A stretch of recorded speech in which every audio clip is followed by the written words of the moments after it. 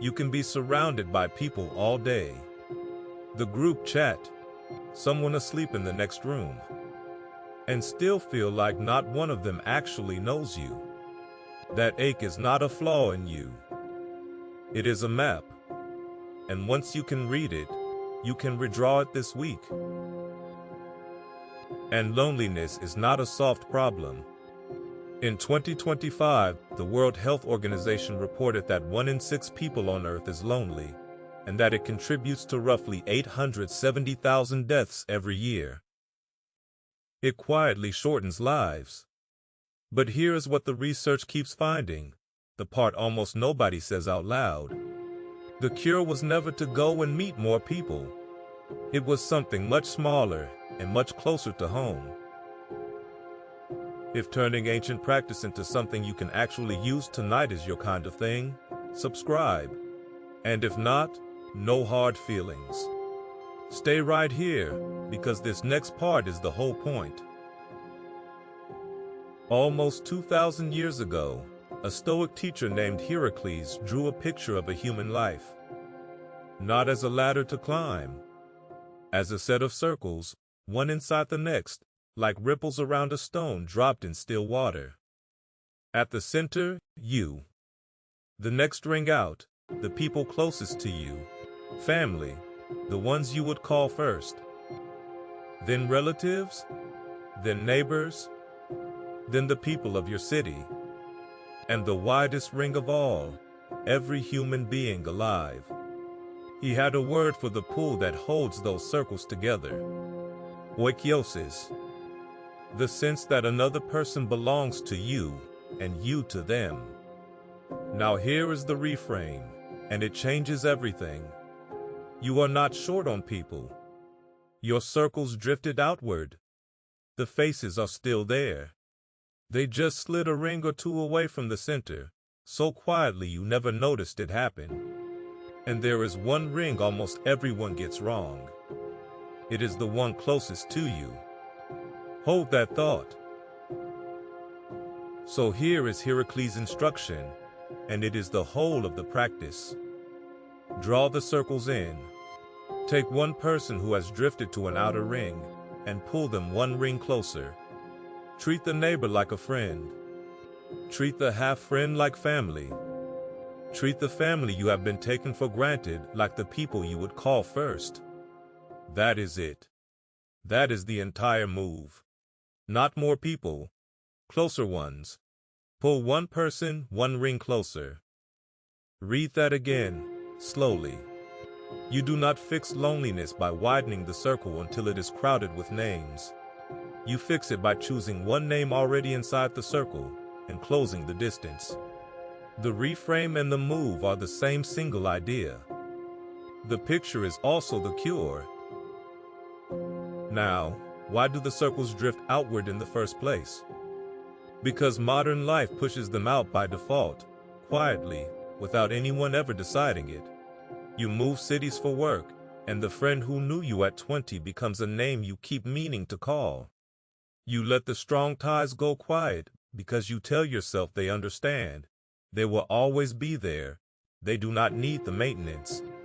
So you spend your warmth on the outer rings instead.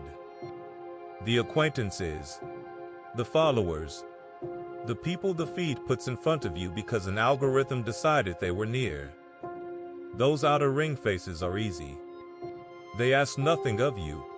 They cost nothing. And they give back about as much. Meanwhile, the inner ring, the people who would actually answer at 2 in the morning, goes untended for months because you assumed it could wait. This is the quiet arithmetic of a scattered life. And none of it is a character flaw. You did not fail at friendship. You followed every incentive, a busy, mobile, screen-lit life set in front of you, and every one of those incentives pointed the circles outward. That is why you can stand in a full room and feel unknown. The room is full of outer ring people. The inner ring is somewhere else, drifting, waiting, quietly assuming the very same thing about you. Loneliness, seen this way, is not proof that you are unlovable. It is the predictable result of circles left to drift. And the good news is hiding inside that same sentence. A drift can be reversed. If you have sat with us before in the inner citadel, that was the wall you build inward when the world presses. This is the door you open outward when the rooms go quiet. Same goal, opposite motion. The Stoics thought pulling a ring inward was not a favor you grant. They thought it was the natural shape of a human being. Marcus Aurelius, writing to himself on a cold frontier, put it plainly. Reasonable creatures, he wrote, are made for one another, like the limbs of a single body. Not strangers who choose to cooperate. Limbs. A hand does not do the eye a favor by working with it. That is simply what it is for. So when you draw a person closer, you are not stretching against your nature. You are returning to it. Now, the open loop, the one I asked you to hold. The ring almost everyone gets wrong. It is not the distant one. It is the closest one. The partner you talk past. The parent you keep meaning to call. The oldest friend you treat as handled, filed, permanent, and therefore quietly demote to an outer ring in your attention, even though they sit at the center on paper. The first pull is usually not outward toward someone new. It is inward, onto someone already near, whom you simply stop truly seeing. That is the ring to redraw first. And the modern research keeps confirming what Hierocles drew.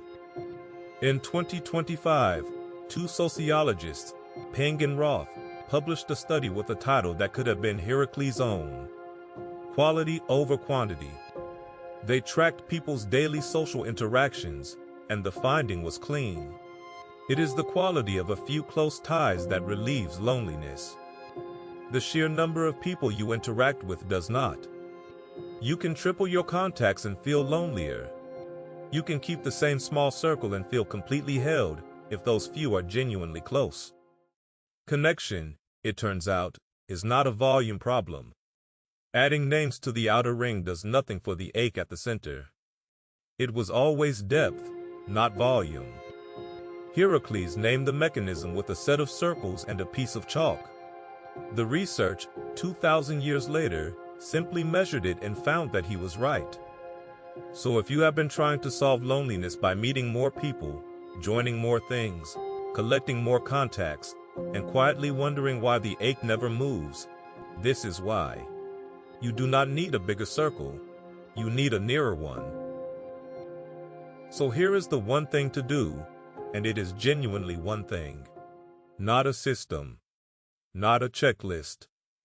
Pick one person who has drifted one ring out, and do one small, specific act that treats them as if they were one ring closer.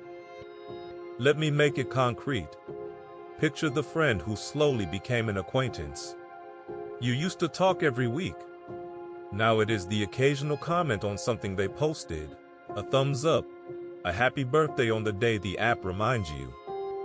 They slid from the inner ring to the far edge, not through any argument, just through drift. Pulling them one ring closer is not a grand gesture. It is a real phone call, not a text. A voice, not a thumb. Or it is an invitation with an actual date attached. Not the empty "we should catch up sometime," but "how is Thursday?" Or it is a question you would only ask someone close. How are you, actually? What has been hard lately?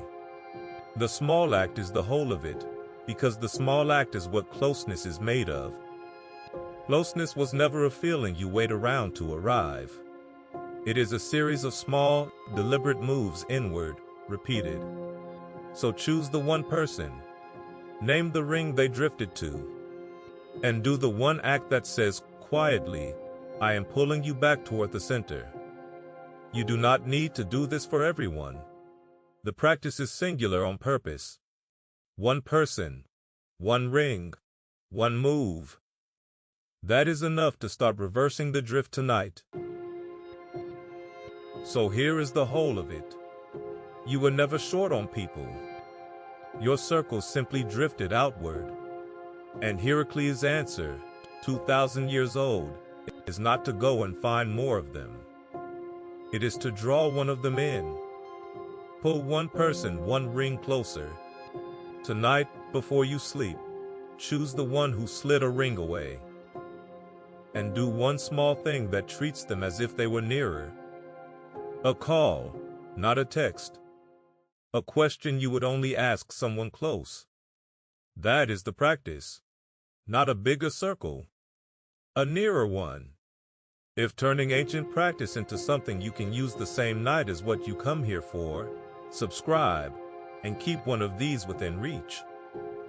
Daily Stoic mentality.